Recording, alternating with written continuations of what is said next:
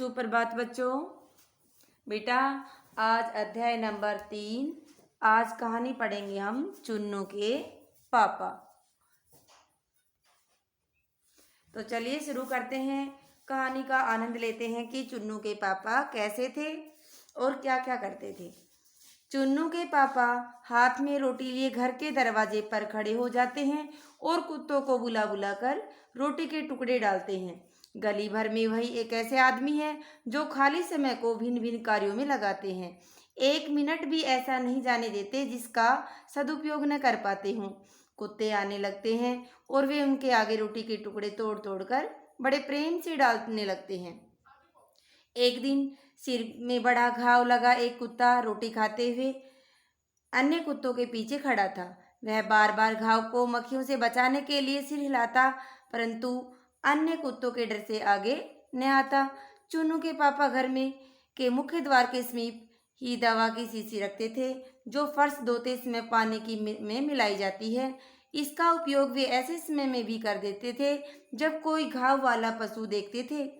वे बड़े प्यार से उस कुत्ते के समीप गए और उसने घाव पर दवा उड़ेल दी। घाव बड़ा और गहरा था। थोड़ी दवा घाव के भीतर गई, थोड़ी बह गई। कुत्ता आ करता हुआ भाग गया। चुन्नू के पापा को संतोष हुआ कि वह जल्दी ही ठीक हो जाएगा, अब उसे संक्रमण भी नहीं हो सकेगा। चुन्नू के पापा केवल कुत्तों को रोटी ही नहीं खिलाते, वे बहुत से अन्य कार्य भी करते हैं। नगर पालिका की किसी नल की टोटी को खुला देखते ही वे साइकिल से उतरकर तुरंत उसे बंद कर देते हैं। यदि वह खराब हो तो उसे कपड़े से कसकर बांध देते हैं और उसकी सूचना वार्ड के सभासद को देते हैं। पानी की एक बूंद का व्यर्थ बहना वे राष्ट्रीय क्षति मानते हैं। हट्टे गट्टे लोगों को भीख मांगते हुए देख पर वह उन्हें बड़ा दुख होता है। वे उन्हें समझाए बगैर नहीं मानते। अनेक बार उनकी पत्नी भी उनसे कहती है कि एक मुट्ठी आटा दे दो, क्यों इनके साथ अपना समय खराब करते हो, परंतु वे ऐसे नहीं मानते। वे उसे समझाते हैं कि भगवान ने हाथ पुरुषार्थ करने के लिए दिए हैं। 20 इनके बल पर मनुष्य ने बंजर धरती को उपजाऊ बना दिया है। भला तुम इतनी महत्वपूर्ण वस्तु का उपयोग दूसरों के सामने फैलाने में करते हो। तुम्हारी आगे आने वाली पीढ़ी भी यही करेगी और उसके बाद भी ऐसा ही होगा। कुछ काम करो और सम्मान से जियो, देश की उन्नति में सहभागी बनो। फिर कहते बोलो, क्या मैं गलत कह रहा हूँ? क्या मेरी बात तुम्हें बुरी लगी? बैठो, चाय पीकर जाना और मेरी बात पर ध्यान देना। फिर वे उसे चाय पिलाते, तब जाने देते। एक बार उनके निकटतम पड़ोसी के लड़के को दुर्घटना स्वरूप 4 माह बिस्तर की शरण लेनी पड़ी। वही एक कमाऊ बेटा था जो घर का खर्च चलाता था। चुन्नू के पापा को उनकी दयनीय आर्थिक स्थिति का पता था, परंतु पड़ोसी में हीन भावना न आ जाए इसलिए वे संकोच वंश उसकी आर्थिक स्थिति के विषय में न पूछते।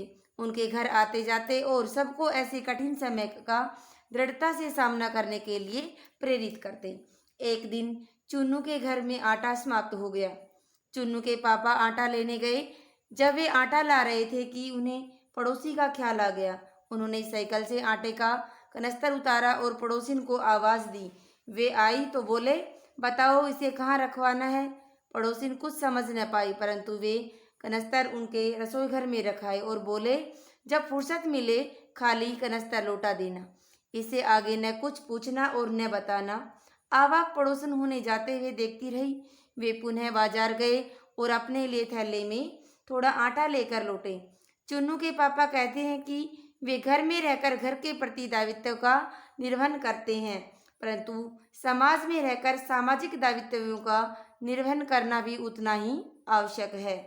सभी लोग उन्हें ऐसे व्यक्ति के रूप में जानते हैं जो छिपकर लोगों व पशुओं की कठिनाइयों का पता लगाते हैं और उनकी सहायता करने में पीछे नहीं रहते।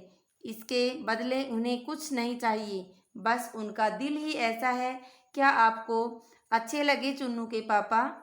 तो बेटा आपको कैसे लगे आप भी मुझे बताओगे, कमेंट करके बताएंगे आप भी मुझे कि आपको कैसे लगे चुन्नू के पापा।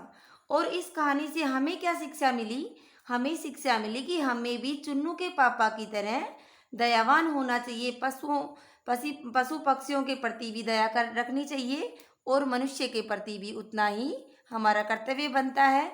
धन्यवाद।